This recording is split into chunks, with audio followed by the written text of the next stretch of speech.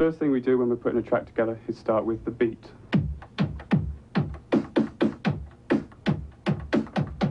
Then we add something from a record like this.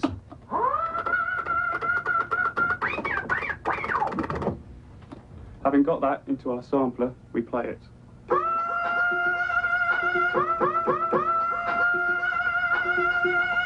And that's it. Coldcut is a top British sampling crew whose most noted accomplishment has been the combination of a New York rap track with a very different sort of sound from halfway around the world. Coldcut sampled an obscure Israeli record by the Yemenite singer Ofra Haza and used her voice in the Eric B. and Rakim dance hit Paid in Full. Haza knew nothing about it. Ofra benefited from our use of her voice on that record in the long run. It gives a big push to my single in Ninaloo. People was curious to know who is that voice. I think sampling is a bit like, to compare it with another art form, is a bit like photo collage. James Brown may be the most sampled man alive. His sound, and especially his beat, are literally the soul of much current rap music. A lot of people use the record Funky Drummer.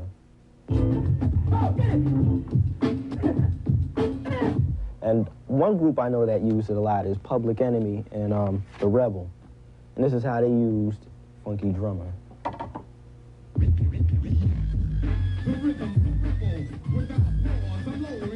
They had an 808 kick and other stuff to it to kind of add more flavor to it. They say that the sampling and imitation is the sincerest form of flattery.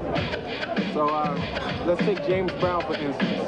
James Brown was finished. James Brown was old. Rap and sampling made James Brown new again.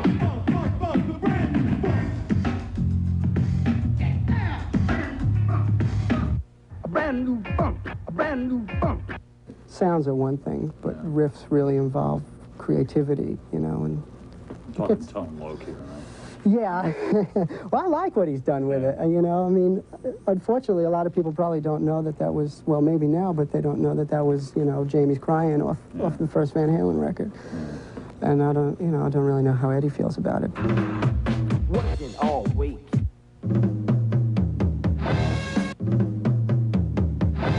I think some rap records have done that, where they've sampled pieces of like what Van Halen and little riffs.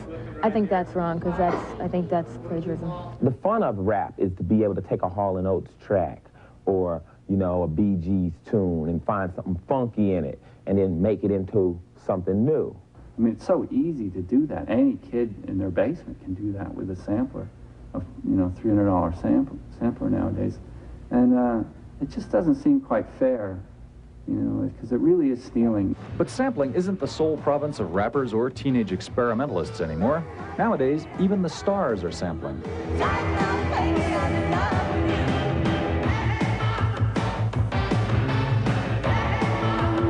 Hey, mom! Hey, mom!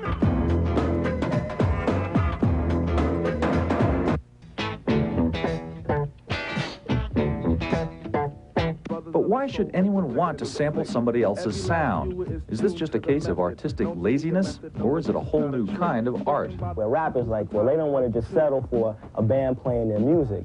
They like to hear the original how it's coming off the record. Just because we like that piano sound maybe better than the sound we have in our presets or whatever, in the factory samples, right? It's got a nice ambience to it. For some rappers, it's the simple recognition factor inherent in a familiar sampled sound that most attracts them. The rappers feel that they're going to take any shortcut they can. Take something popular that's already been proven, it'll get hot on the streets and the radio will have to play it.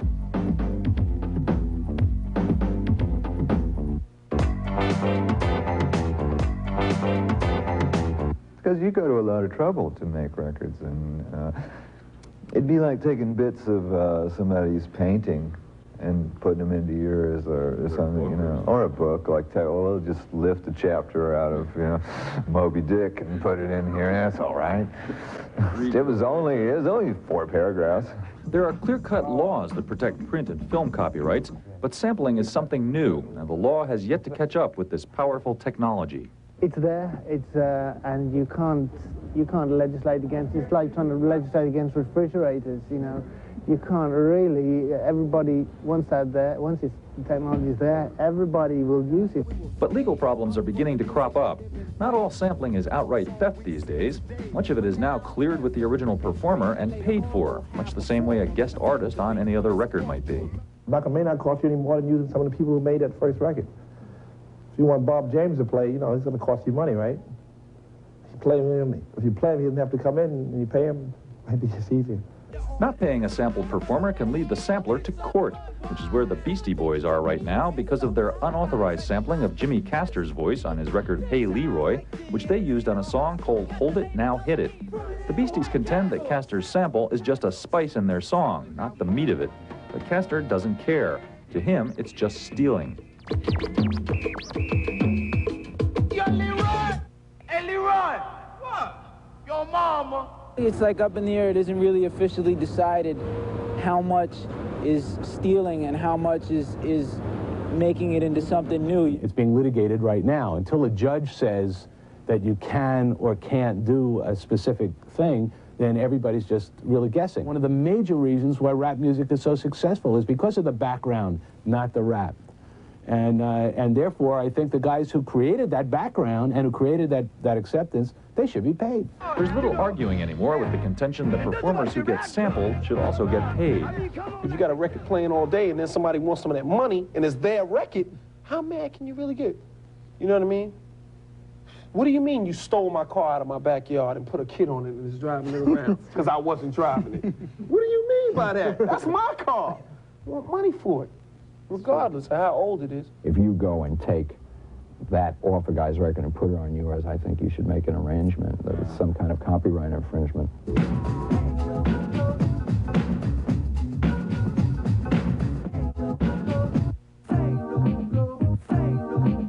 On De La Soul Say No Go, we had Daryl Hall's voice on there singing Say No Go, and we heard it and we said, this needs to be cleared. But another De La Soul track, Transmitting Live from Mars, wasn't checked out quite so carefully, and that's led to legal problems, specifically a $1.5 million lawsuit filed by the Turtles. We didn't clear the Turtles soundbite because, first of all, the use was so minimal that no one would ever think that it was an infringement. They digitally manipulated it so that our sound source is actually different from the sound source of the Turtles record. So there was no reason for us to think that this would constitute any kind of infringement or that anyone would even complain about it. They've made such insignificant changes to the sound recording that it is still infringement as far as we're concerned, and they have violated our exclusive rights in the sound recording. Quelle heure est-il?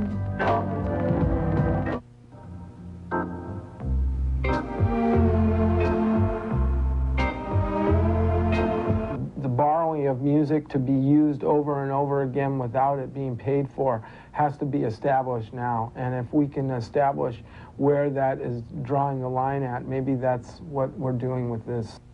Yeah, it's an interesting area, isn't it? I think that obviously if you're borrowing someone else's music or sounds, then you should A, do so with their permission, and B, they should be recompensed for having created something that you're now selling. That seems pretty logical, but then so do a lot of things, I guess. Interesting subject. On to the new video from T.